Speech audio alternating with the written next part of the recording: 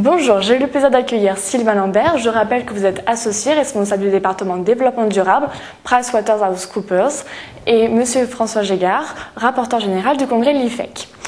Aujourd'hui, nous allons aborder le rôle du bureau du commissaire aux comptes face aux enjeux du développement durable. Oui, tout à fait, monsieur Sylvain Lambert. Merci d'être avec nous aujourd'hui.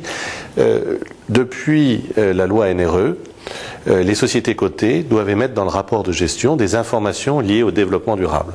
Dans les faits, la plupart de ces sociétés cotées font des rapports spécifiques liés au développement durable. Quel est le rôle du commissaire aux comptes et votre rôle de commissaire aux comptes auprès de ces sociétés et relative à ces sujets?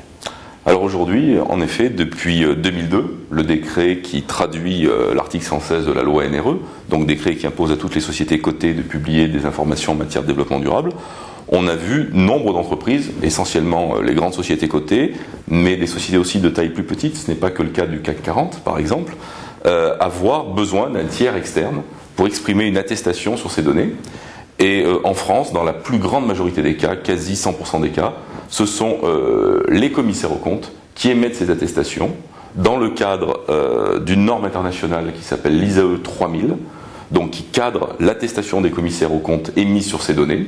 Et aujourd'hui, c'est une pratique qui est extrêmement largement observée, un peu moins largement au plan mondial. Je dirais qu'on a 60% de ces attestations au plan mondial qui sont émises par les entités commissaires aux comptes et plus près de 100% en France. Très bien. Alors, le Grenelle 2 est en train de se mettre en place. On attend les décrets d'application. Il étend cette obligation aux entreprises de plus de 500 personnes. Comment ça va se mettre en place et quel va être le rôle du commissaire aux comptes? Alors, le Grenelle 2 est une évolution significative de la loi NRE de 2002. D'abord parce que la loi NRE de 2002 traite des sociétés uniquement cotées, et que donc, comme vous l'avez dit, dans le Grenelle 2, on parle des sociétés de plus de 500 personnes, cotées ou non cotées, première nouveauté. Et deuxièmement, le Grenelle 2 prévoit qu'une attestation spécifique sur ces données soit délivrée par un tiers indépendant et compétent. Alors, indépendant et compétent, la loi reconnaît dans son texte que le commissaire aux comptes est reconnu comme un tiers compétent et indépendant. Évidemment, il n'est pas le seul, mais en tous les cas, il est conforté dans son rôle, mais d'autres acteurs peuvent être présents.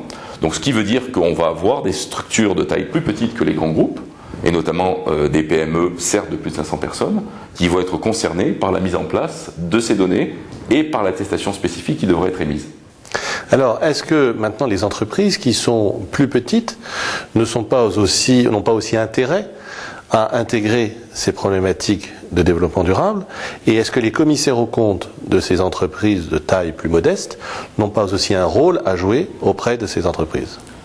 Alors, il y a deux paramètres qui font que ces questions de développement durable vont s'étendre à tout type de structures et même des sociétés de taille plus petite que 500. Je dirais que le premier, c'est la pression du marché. C'est-à-dire les clients, les PME sont très souvent les fournisseurs de grands groupes. Et on retrouve aujourd'hui dans de nombreux appels d'offres pour obtenir des marchés, ça concerne et les marchés publics et les marchés privés, mais des questions en matière de développement durable, que cela touche aux produits qui sont fabriqués ou au comportement de ces sociétés. Donc évidemment, et déjà même avant la loi, on observait ce phénomène, mais les structures plus petites, comme les plus grandes, seront concernées par la prise en compte de ces sujets. Les commissaires aux comptes peuvent saisir là une opportunité pour être auprès de leurs clients, même non concernés par la loi Grenelle, pour leur montrer par le biais des pratiques qu'ils peuvent avoir, ce qui existe auprès de sociétés de taille plus grande.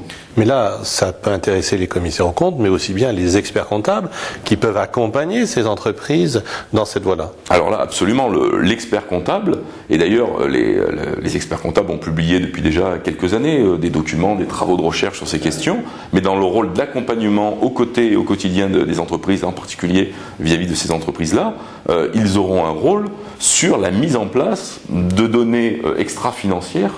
Donc, ils seront de plein pied dans ce sujet-là. Alors, est-ce que maintenant, dans le cadre des achats et des ventes d'entreprises, des audits d'acquisition, la part de l'audit environnemental ne prend pas une place de plus en plus importante? Et quel rôle le commissaire aux comptes, ou même voire l'expert comptable, peut jouer sur ces sujets? Alors, depuis d'ailleurs très longtemps, quand j'ai débuté mes travaux il y a plus de 15 ans, les premiers travaux que nous avions concernaient justement le poids de l'environnement dans les transactions. Donc c'est un indicateur extrêmement clair de l'importance économique qu'a cette dimension-là, puisque ces travaux ont été conduits pour évaluer des éléments significatifs, et on a même des cas où des problématiques environnementales essentiellement liées à des pollutions des sols ont eu des impacts supérieurs au montant de la transaction. Donc ça, c'est première information. Ces sujets-là ont un impact significatif sur les transactions, évidemment en fonction des secteurs, mais ont des impacts très significatifs. Et l'expert comptable, en particulier l'expert comptable, peut être là pour aider, en s'entourant d'experts, mais aider à évaluer les montants concernés et accompagner son client dans les négociations et les transactions. Bien évidemment, il devra s'appuyer sur des experts très techniques. Ce ne sera jamais le rôle de l'expert comptable d'aller faire des trous et des carottages dans le sol, mais au moins de prendre en compte ces informations techniques transformées en euros pour accompagner son client, ou en tous les cas attirer l'attention de son client sur l'impact significatif que cela peut avoir sur le prix de la transaction. Mais écoutez, merci beaucoup. Rendez-vous peut être pris pour le congrès, 1er, 2 et 3 juillet prochains. Nous aurons des ateliers spécifiques sur ce sujet, sur l'audit d'acquisition, sur les rapports développement durable que les commissaires aux comptes peuvent faire. On l'a vu sur des sociétés importantes ou des sociétés plus modestes. On voit bien que ces sujets sont au cœur de notre activité professionnelle. Merci beaucoup d'avoir été avec nous aujourd'hui. Merci à vous.